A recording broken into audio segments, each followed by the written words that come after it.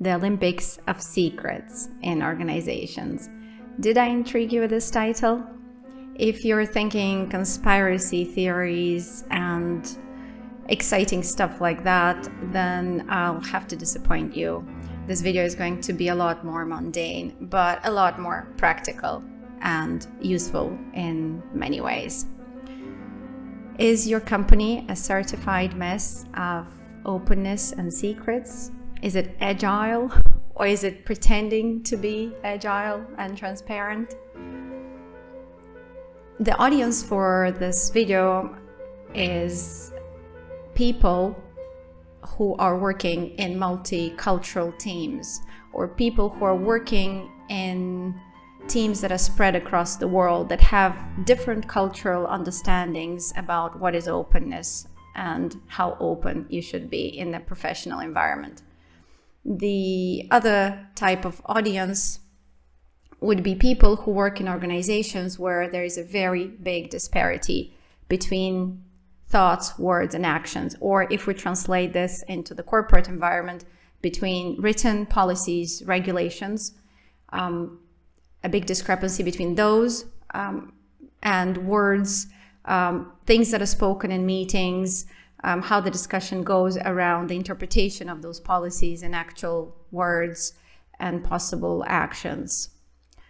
So when there is a big discrepancy between written regulations and policies, then how they are interpreted, how they are discussed in meetings, and then ultimately what actions are taken based on those discussions, well, then usually there is a problem. Let's discuss all of this in detail, and let's break it down in the next couple of minutes together. I want to start with a story, the story of what's happening to me right now while I'm recording this video. Thank you to the people, by the way, who were the inspiration for it.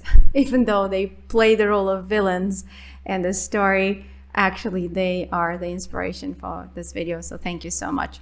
The reason why I'm recording this video in the voice of my eternal optimist is because I do not have the necessary detachment of my inner observer, since the situation is happening to me right now, so I might not have the best objectivity, which I will hopefully have with the benefit of time later. So I'll use the voice that I'm most comfortable with, the voice of my eternal optimist. So what's happening? Basically, I am working in two different organizations with, as you can imagine, different cultural connotations, both in terms of the countries where they are operating, as well as different cultural peculiarities of the organizations that I'm working in.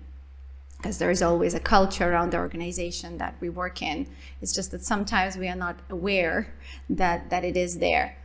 And by culture, I mean there is a certain discrepancy between thoughts, words, and actions. There is a certain discrepancy between written regulations, words, and how those are broken down in meetings and discussed, and then finally how are they applied, actions, right?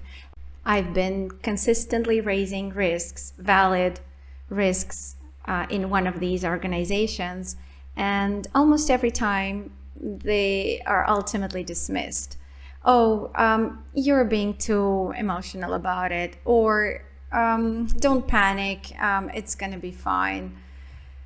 Now, of course, after you raise the risks several times and they are dismissed, consistently dismissed, you sort of feel like, okay, I'm gonna do it once, twice, 3 times, like how many times am I gonna shoot myself in the foot and then be labeled as something or other, right? So you stop doing it altogether. However, my eternal optimist cannot do it when it comes to appreciating employees. And I've been consistently writing feedback about certain employees who need a promotion. The funny thing is that those employees who are the strongest, those teammates who are the strongest in our teams, if they do not receive the appreciation, well, some other company will take them on and will be very happy with it, right? So in a way, the strongest are the weakest points. The strongest people are usually presenting the biggest risks, because even though nobody is irreplaceable in a company, there are certain people who are a lot harder to replace than others. So my eternal optimist is a bit of a masochist, I guess, because I keep shooting myself in the foot and raising the fact that there are certain employees who need to be appreciated, and not just appreciated in words, but in written form, and not just in written form, but with an actual promotion or a salary increase and so on, right?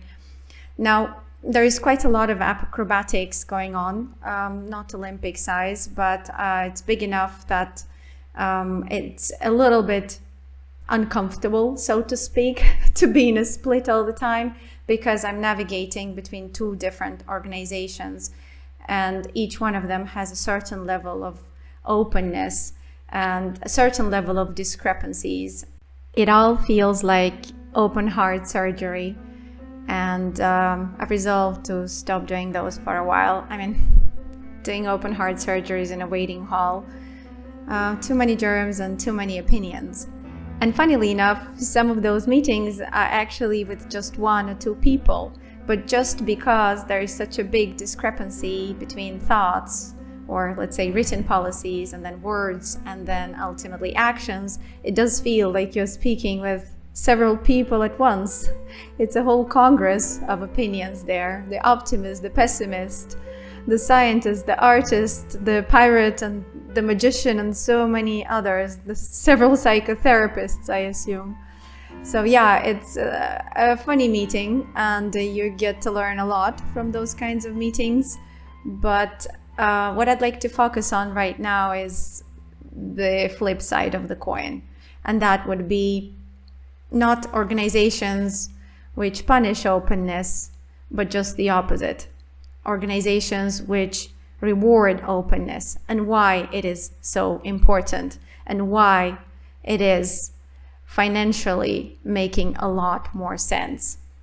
And I'll start at the very beginning, let's say at the foundation, the pillars of this whole Agile culture. The Agile philosophy is based on three pillars: transparency, inspection, and adaptation. It all relies on transparency, on openness. Why? Because there is no question of having any sort of inspection and then improvement, adaptation of processes, of product, of people growing, if there is no transparency, if there is no openness. And here I want to resort to the illustrations which I made for one of the narcissist difficulties and discrepancies video, and hopefully that will help illustrate what I mean. Now imagine that you have in your organization a big discrepancy between written policies, let's say thoughts, words, and actions, to keep it simply. And imagine that you have several work streams, and each one of these work streams might be, let's say, in a different cultural setting. You might have a team that you work with that is in India, another team that is in South America, several other teams, let's say, in the US, Eastern Europe, and so on. And each one of these cultures already has an inherent understanding of what is openness for them in the context of their culture and in the context of their organization. If on top of that, there is, let's say, a lot of discrepancy with the organization that you work with between thoughts, words, and actions, that means that there will be a lot of energy wasted to align those. There will be a lot of meetings to align written policies to actions, right? There will be a lot of overhead involved for each one of these work streams to find the version of the truth that fits, right? it becomes an extremely complex situation that requires an extraordinary amount of energy. Higher the discrepancy between written policies, words, and actions in an organization, more expensive it becomes, because you need a lot more meetings as a project manager, as a scrum master, as an agile coach, as a C-level stakeholder, in order to understand what's truly happening, and in order to understand all those gaps between thoughts, words, and actions. Now, we've multiplied this, I don't know, 5 or 10-fold. The scientist and me cannot calculate it. Maybe AI can, based on its own vibes.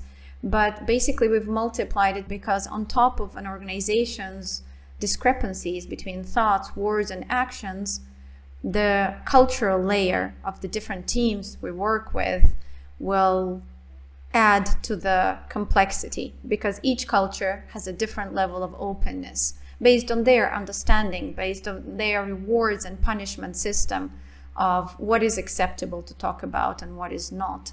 And I'm talking about raising risks, truly, on one hand, and on the flip side of the coin, appreciating employees and promoting those who need to be promoted. So from a financial perspective and from an HR, from a human perspective, it becomes extremely expensive to maintain organizations which have those very big gaps between written policies, words, and actions, the way those policies are actually going to be implemented.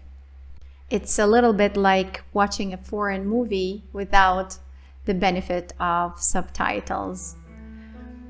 However, I want to finish here on a positive note, because that's my eternal optimist in me, yours truly. Thank you very much.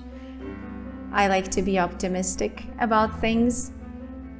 What is this discrepancy between thoughts, words, and actions in an organization going to give us? It's going to strengthen our emotional intelligence muscles. We can become acrobats of Olympic dimensions when it comes to figuring out where there are gaps between written policies, words, and actions in an organization and in a culture. And then we can strive to minimize those gaps, hopefully without resorting to any open heart surgeries.